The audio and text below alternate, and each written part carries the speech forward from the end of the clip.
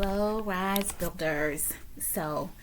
Okay, I'm just gonna go ahead and start out with some questions because you see the title. So I'm gonna start out with some questions here, okay? Have you ever felt drained trying to help someone who refused to change? How did it affect you? I'm gonna read that again.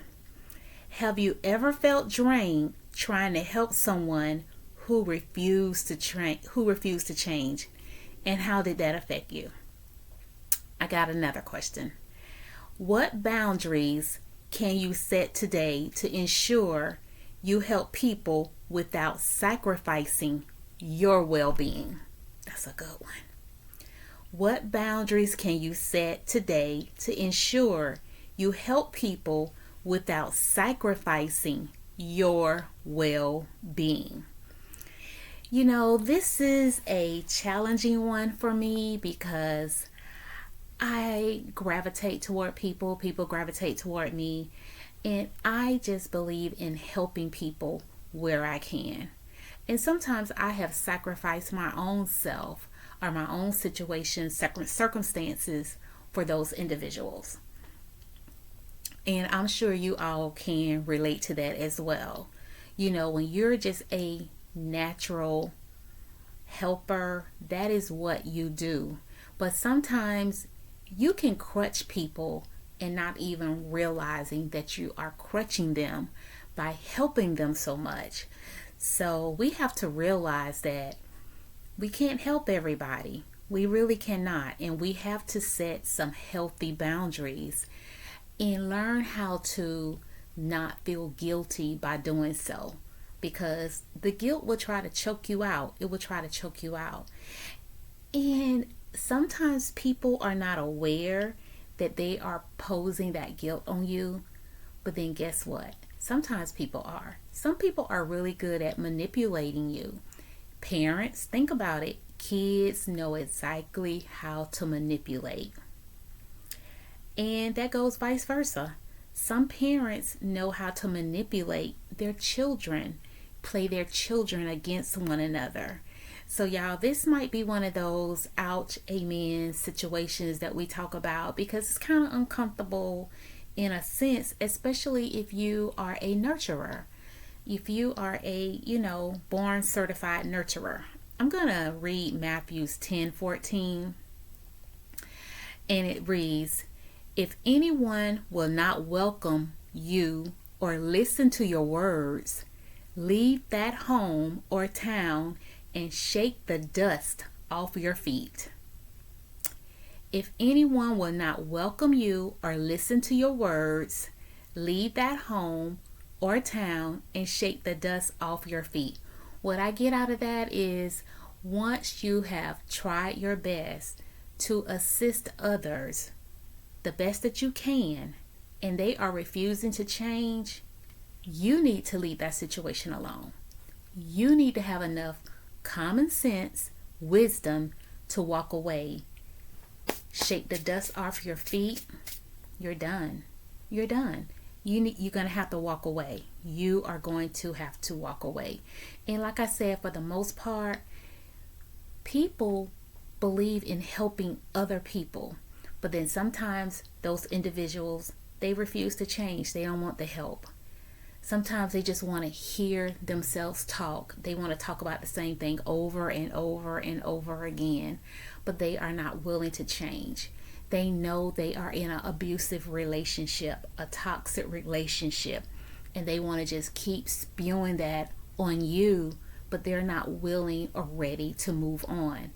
You have to make the decision for yourself and your well-being to walk away, because you will make yourself cuckoo for Cocoa Puffs. Yeah, let's talk about this. Not everyone wants help, and that's okay. Not everyone wants help, and that's okay. You can offer advice, resources, and support, but when people aren't ready to change, they are just not ready to change. It's not your job to force growth on someone who isn't willing to receive it. That is not your job.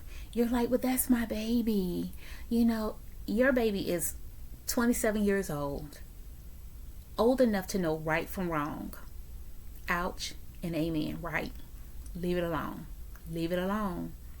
You're going to drive yourself crazy. You're going to be in the psych ward. You're going to be in the hospital. You're going to have the stroke. You're going to have the heart attack. I think we all have seen people who have taken on so much from people. It could be relatives. It could be at the job. It could be anything, to the point that they have run themselves in the ground. You don't want to be that person. You don't want to be in that situation. Jesus instructed his disciples to shake the dust off their feet when people rejected their message. God had given the disciples certain messages to convey, and some people didn't want to hear. They didn't want to listen. They didn't want to adhere to God's instructions. So he instructed the disciples, shake the dust off your feet. Move on. Those people do not want to hear what is being said. Go read the book of Hosea. Hosea is a great example. He was a prophet, and Hosea married a woman who was known as a woman of the. She was out there with other men. I'm just trying to put it in a subtle way. Go read it. And he was like, "Oh gosh, I have this woman, and she won't even do right, And he had the instructions from God to go and warn the people, and he would go and tell the people, and the people would get mad at him. They would be so upset with him, and he was so tired of going back trying to translate what God had given him. It's no different when you're trying to speak to a close friend, relatives. People are coming to you with their problems, and you tell them what you think is right, the right thing to do, and they don't want to adhere to it. They want to do it their way. What was that, Frank Sinatra? I did it my way. They want to do it their way. And you got to understand, it's okay. Let them go do that. Helping the wrong people can drain you. Helping the wrong people can drain you. If you spend too much time pouring into the wrong people, you won't have energy for those who actually need you. That is so true. You're so busy putting all your time and effort into people who don't want to hear what you got to say. They know good and well they have excess amount of dollars, but yet and still they are going to go on this trip knowing they have not paid their bills. And you're telling them, and they're asking you, well, you think I should go? I really need a vacation time. You don't have any money. You need to pay your apartment rent. You need to pay your mortgage. It's like, it's common sense. And sometimes people just tap out of common sense. They just want to go do whatever it is they want to go do. You got to let them go do it. Not every problem is your assignment. I had to learn that. Y'all, I promise you, I have learned I don't pick up my phone. I don't call folk. I don't text folk. Not people who don't want my opinions, who don't want to be on the right path. I'm not going to waste my time with that. I'm 58 years old. No. I want to spend my time in peace. If you really need me, I'm going to be there. But I don't have time for games. I'm done with that. I'm done with that. Not every problem is your assignment. Discern where God is calling you to invest your time and resources. Pray about it. Pray on it. Pray over it. Pray through it. Pray on it. Pray over it. Pray through it. God does not want you spending your quality time on a bunch of riffraff. He does not. Setting healthy boundaries allow you to serve effectively rather than exhaust you. You don't need to be exhausted. You don't need to be depleted. Put your time where it's going to count. Your purpose requires selective service. Jesus didn't heal everyone. He focused on those who had faith and was ready. Go read Mark chapter 6, verses 5 and 6. Jesus didn't heal everyone. He focused on those who had faith and were ready. Sometimes we say we're ready and we're not ready mentally. You say you're ready to lose the weight. You're not ready mentally. It takes time. You have to get your You have to get your mind right. You say you're ready to go back and learn a new skill. You want to go back to school, but you're not ready. You haven't disciplined yourself for study habits. You say you're ready to push forward with your relationship. You don't have a teachable spirit. Nobody can tell you anything. You know everything. That's going to be very challenging. So we all have areas in our lives where we can improve. We all do, counting myself in. I'm the first one in the class, okay? Helping everyone leads to burnout, but helping the right people leads to impact and fulfillment. That is so true. When you're trying to help everybody, you're trying to be here, there, and everywhere, you're going to burn yourself out. And what I have learned from past experiences, people do exactly what they want to do. You try to help people, you try to direct people in doing the right thing, you done burnt yourself out, and guess what? They are somewhere celebrating, having a good old time, and you're somewhere tired and exhausted, and you're up and ready to do it all over again. Not me. Not me. That chapter of my life is closed, and I thank God for wisdom. I thank God for discernment. It took time, but I am there. I am there. I understand my assignment. As the kids say, I understand my assignment now. Yeah, so you got to discern who is ready. Ask yourself, is this person truly open to help? Or are they just seeking attention or trying to have some dependency on you? Are they really open to help? Or are they just seeking attention?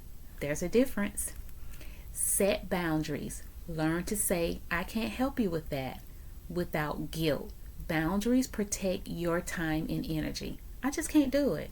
I'm not available. No, I'm sorry.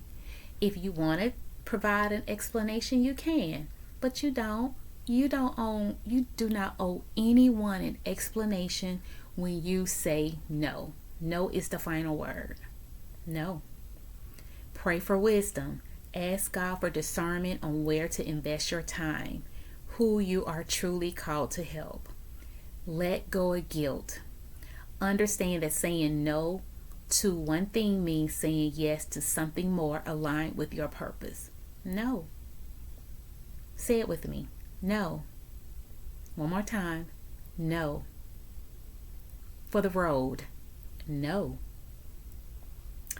Empower, don't enable instead of rescuing. Empower, don't enable instead of rescuing. This is what I was talking about earlier about being a crutch. Teach people how to help themselves. The right people will take action. Teach people how to help themselves, even at work. If I have something and I don't understand it, I go try to learn it for myself. My first thought is not to go and ask somebody. No, I need to try to do some research on my own.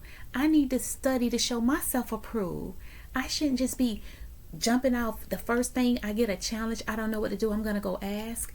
I need to go try to research, try to go figure it out. Then if I'm still stuck, I go and seek out help. But we got to learn how to teach people how to help themselves. Have you tried to call this number? Have you tried to look for assistance over here? Have you done X, Y, and Z? Lead people. Lead them to the water, but you can't force them to drink. Right. Okay, so I just hope that you got something out of this today.